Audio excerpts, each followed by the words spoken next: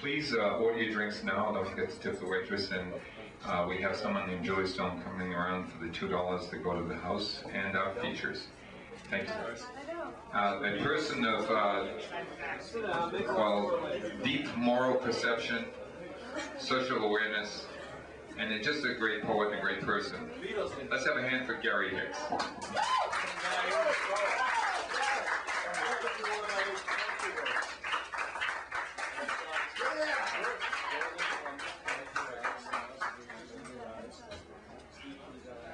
After all that introduction, if I get a visit from the Archbishop next week, I'm going to know this is a setup. Or a UFO. Yeah, that too. Hold on.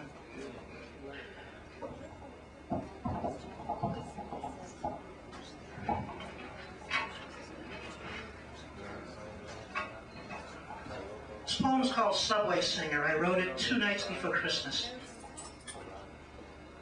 She's 20 years too late, said my sagely friend.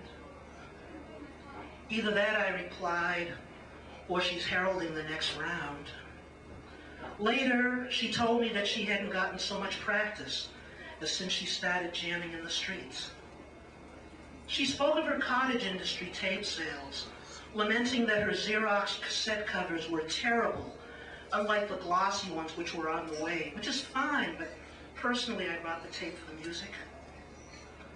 A drunken man kept lecturing his newfound adopted daughter about how she doesn't belong in the subway.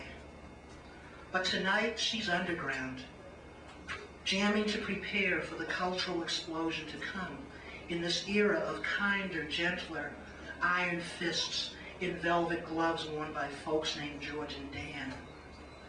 Tonight in this Christmas season, the coins and dollar bills drop into the padded cloth guitar case, and tonight I get into the swing of writing another poem.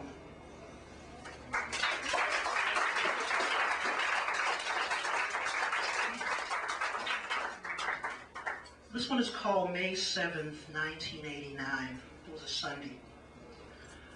This fundamental communist missed church and enjoyed Harvard Square in early May. Smells of sausage and open-air vendors, tons of cloth, glass, paper, and wood in all shapes, sizes, and purposes for me who could not buy, even as on this Sunday I also skipped the 20th March for hunger, being against it personally.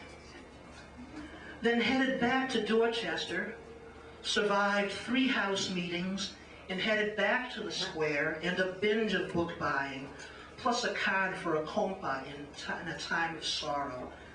Then a cup of fast food boulangerie coffee. Springtime truly unleashes that best-kept, open, dirty secret of the century, my disgusting, petty, bougie ways.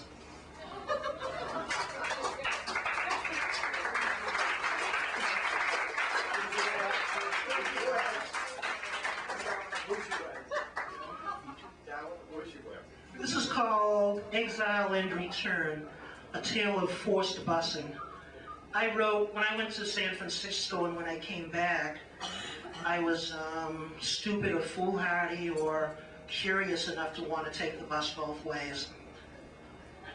Never again.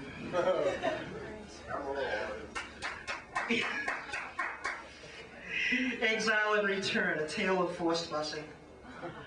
I rode west, squeezed in a bus where all sorts of folks get on and off, and all kinds of switches are made, and some 7 days and some hours later confirmed that I really wanted to leave the place I insisted had sent me out. I stayed in my city of exile some years, finished school, learned to write poetry, learned to write, period, among all sorts of people making switches while rising to whatever passed for the top, or plunging to what always constitutes the bottom. Until homesick and hurt, I returned, squeezed into a busload of teeming humanity, and 8 days and some hours later, swore again that I really wanted to leave the place I insisted sent me to a triumphal homecoming. Wow. Cool.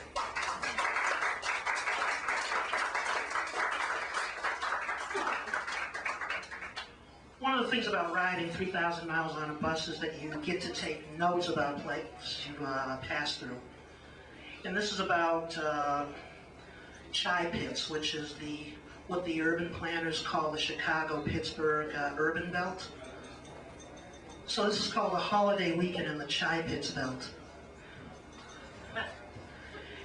Endless waters over the eastern horizon, along which walk casual Saturday strollers, residents and vacationers alike, touring the shores of North America's first hero city.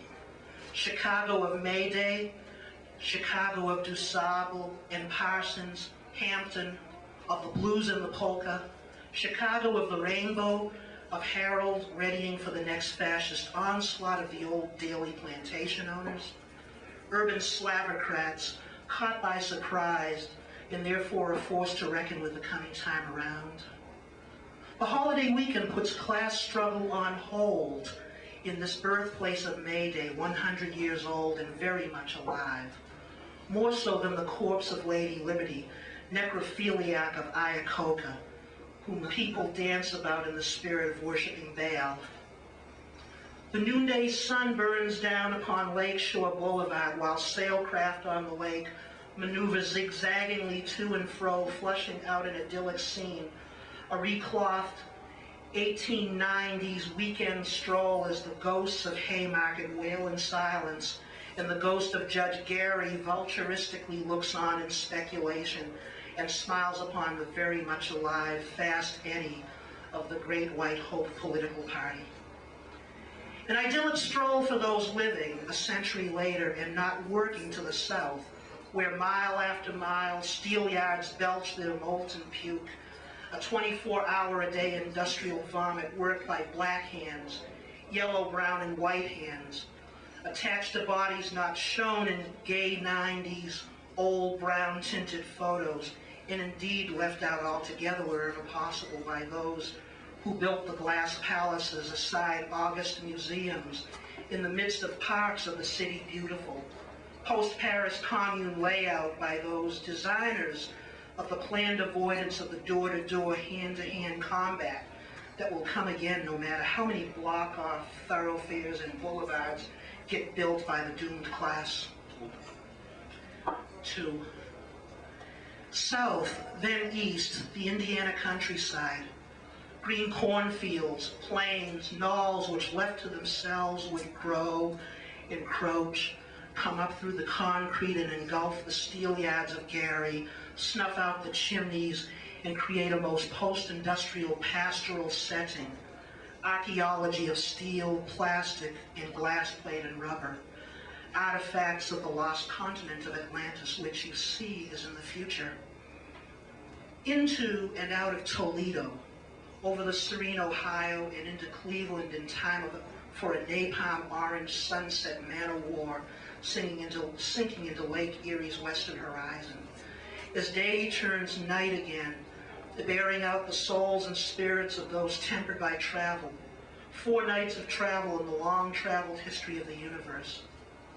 A white woman, most distinct Alabama accent, telling others on the bus what she'd seen on the reservations, our Bantustans, and how the Indians needed a Martin Luther King, and how you'd agree with what she was saying if you saw what she saw, and how some people are afraid of anyone with even a little intelligence.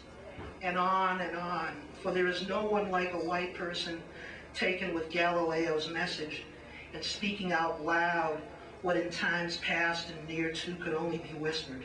The earth moves. And this, no matter how many guards of the Inquisition stand vigilant over the manuscripts, while today's Sanhedrin read with a fine-tooth comb, and all the while the earth moves.